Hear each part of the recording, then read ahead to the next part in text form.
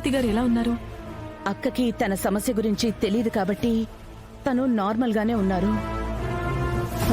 తన గురించి ఆలోచించి నాకు టెన్షన్ గా ఉంది. పెద్దమ్మ గురించి ఎవరో డాక్టర్తో మాట్లాడుతుంది. పెద్దమ్మకి ఏమయ్యింది?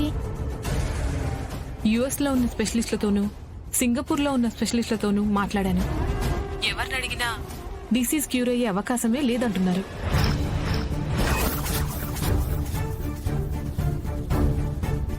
ఈ విషయం మీతో చెప్పాలని కాల్ చేశాను.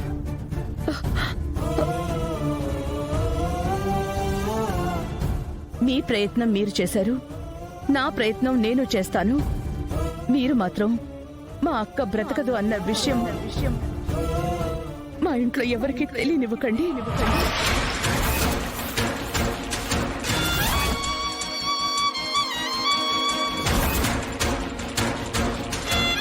తను మరి కొన్ని రోజులే బ్రతుకుతుంది అన్న విషయాన్ని ఎవరూ తట్టుకోలేరు.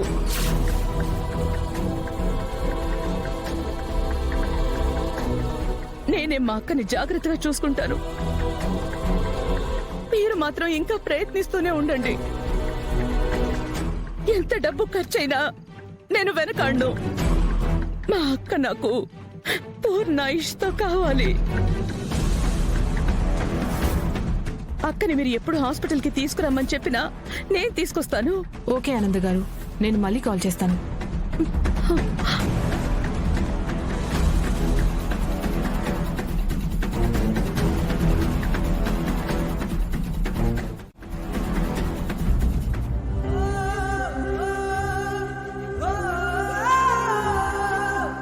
పెద్దమ్మ బ్రతకదా?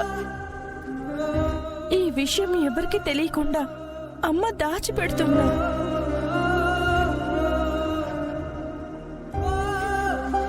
అమ్మా లహరి, ఎంతసేపు అయిందమ్మా నువ్వు వచ్చి?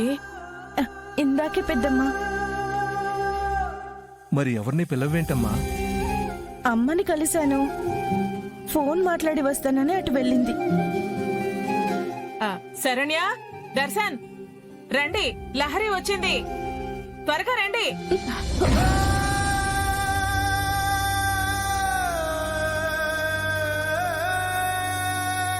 నువ్వు మమ్మల్ని ఎంత బాగా చూసుకున్నావు. ఇక మీద మేము చూసుకోవడానికి నువ్వు ఉండవంటే నమ్మలేకపోతున్నాను.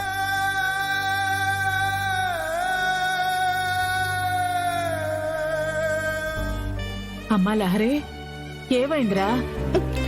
ఏం లేదు పెద్దమ్మ. ఆ ఇంట్లో నీకేదైనా సమస్య ఉంటే చెప్పమ్మా, మేమంతా ఉన్నాం కదా. చెప్పుకుందామనే వచ్చాను, కానీ పెద్దమ్మ పరిస్థితి విన్నాక చెప్పలేకుండా అయిపోయాను.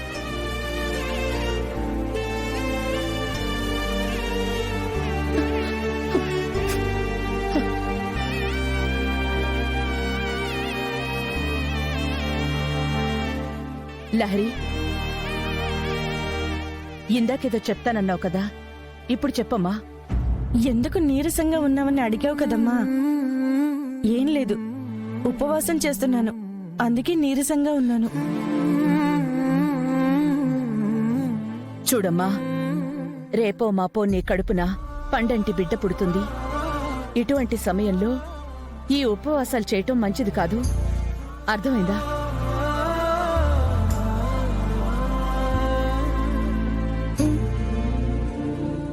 హాయ్ లహరి, ఎలా ఉన్నావు?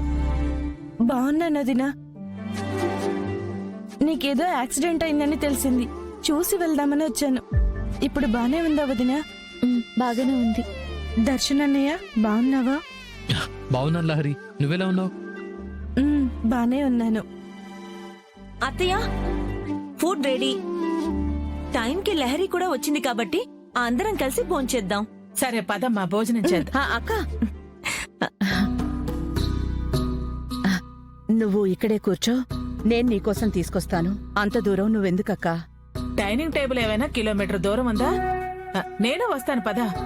వద్దక్కా, నేను తీసుకొస్తాను కదా. ఏంటి ఆనంద, చాలా కొత్తగా మాట్లాడుతున్నావు? లహరి అలాంటి పరిస్థితుల్లో లేదు. లహరికేం తక్కువ? నువ్వు మాట్లాడు లహరి, లేదంటే ఈ అనన్య నోటికొచ్చినట్టు మాట్లాడుద్ది. మీరు చేయించిన నగలు ఇంట్లో ఉన్నాయమ్మా. ఇవి మా అత్తగారు వాళ్ళు చేయించినవి. అబద్ధం.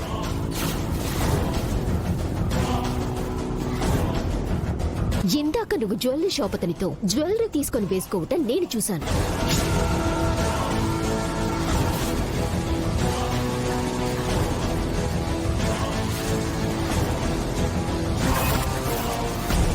మీ అమ్మాయికి ఆ ఇంట్లో ఏదో సమస్య ఉంది.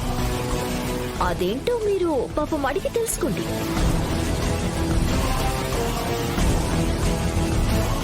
లహరి, అలాంటిది ఏమైనా ఉందా? లేదన్నయ్య, నేను హ్యాపీగానే ఉన్నాను. ఓకే ఓకే ఓకే, తన ఇంటి సమస్య గురించి కాసేపు పక్కన పెడదాం. ఇవి గిల్ట్ నగలు కాదు, ఎవరినైనా పిలిపించి చెక్ చేయించండి.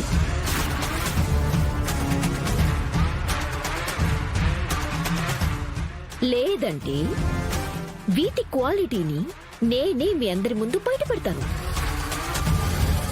అందరికీ బంగారం గురించి బాగానే నాలెడ్జ్ ఉంది కదా, తెలిసిపోతుంది.